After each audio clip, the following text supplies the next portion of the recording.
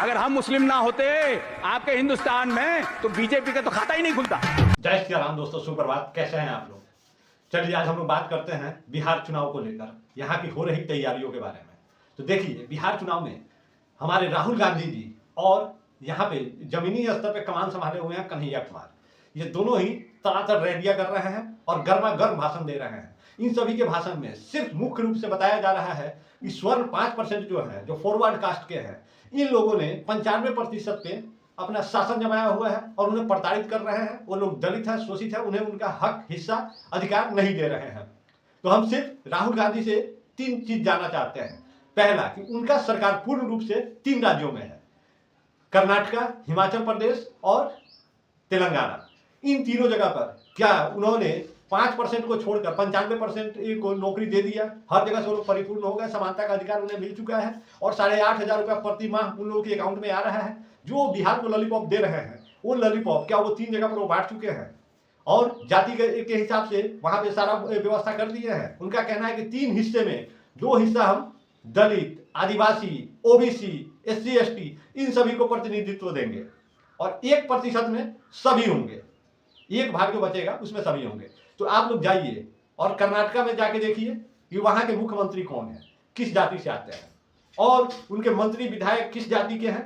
और उससे भी नीचे आइए तो जो भी दलित, शोषित, जो 95% वहां की आबादी है, क्या वो सभी के सभी को सरकारी नौकरी मिल चुका है या उन लोगों को सुविधा मिल चुका है?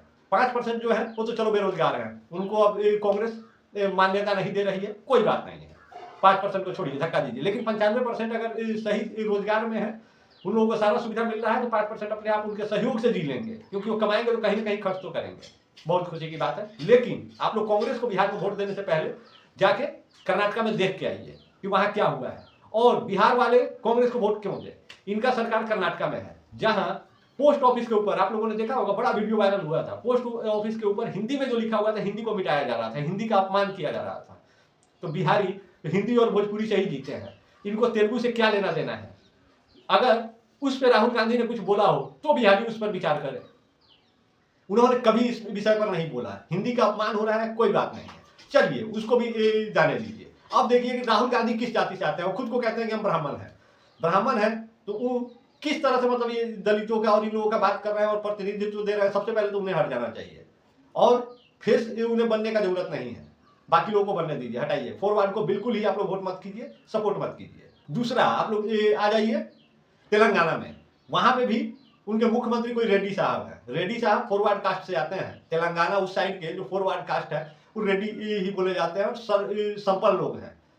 वहां पे क्या सिस्टम है, वहां पे क्या साक्षरता दर सब सुधर चुका है, सभी 95% लोगों को नौकरी मिल चुका है। वहां पे आप लोग जाके घूम के आ जाइए, फिर यहाँ वोट दीजिए। अभी देखिए तेलंगाना में पूरा 400 एकड़ का जंगल तबाह कर दिया गया। वहां आदिवासी, जंगली जो लोग थे और पशु पंछी, इन लोगों का सबका बुरा हाल है, सभी त्रस्त है, व्यस्त है। राहुल गांधी ने एक शब्द भी इन पे कोई टीका टिप्पणी नहीं किया। क्यों नहीं किया? उस सबसे इन्हें प्यार मोहब्बत नहीं है। मोहब्बत का दुकान चलाते हैं और पशु पंछियों को ऐसे मरवा रहे हैं, जबकि इन्हीं का सरकार है, इन्हीं के पार्टी के मुख्यमंत्री हैं, फिर भी वहां कुछ नहीं है। हिमाचल प्रदेश में चले जाइए, वहां पे भी वही हाल है। हिमाचल प्रदेश में हिंदुत्व वाली राजनीति चलती है, वहां हिंदू मुस्लिम वाला राजनीति नहीं चलता है। वहां पे ये कुछ नहीं बोलते हैं, लेकिन इन्हें सारा हक और हिस्सा, सारा साझेदारी में वहीं देना होता है जहां चुनाव होता है। चुनाव खत्म होते ही सब चीज बैकलॉग में चला जाता है। राजस्थान में तो इनका पिछला सरकार था, फिर भी वहां पे देखिए दलित हमेशा प्रताड़ित होते रहते हैं। हमेशा न्यूज में आता है कि दलितों के ऊपर अत्याचार हो रहा है। क्यों नहीं वो वहां समानता का अधिकार ला दिए? ये सिर्फ चूतिया बना रहे हैं लोग और कुछ नहीं है, सिर्फ अफवाह फैलाना है। किसी तरह से इन्हें लग रहा है किसी तरह अफवाह फैला के हम सत्ता में हासिल हो जाए, हमें कुर्सी मिल जाए। इन्हें उससे ज्यादा कुछ नहीं करना है। इन्हें सिर्फ यही करना है कि हिंदुओं को तोड़ना है। कैसे तोड़ सकते हैं, बस इसी पे प्लान चल रहा है। कन्हैया कुमार भूमिहार जाति से आते हैं, जनरल कास्ट के हैं, जो इनके दाएं हाथ बने हुए हैं बिहार में। कि कैसा भाई समानता का अधिकार तुम दे रहे हो? सिर्फ हिंदुओं को तोड़ने के लिए तुम सारा ज्ञान बखार रहे हो।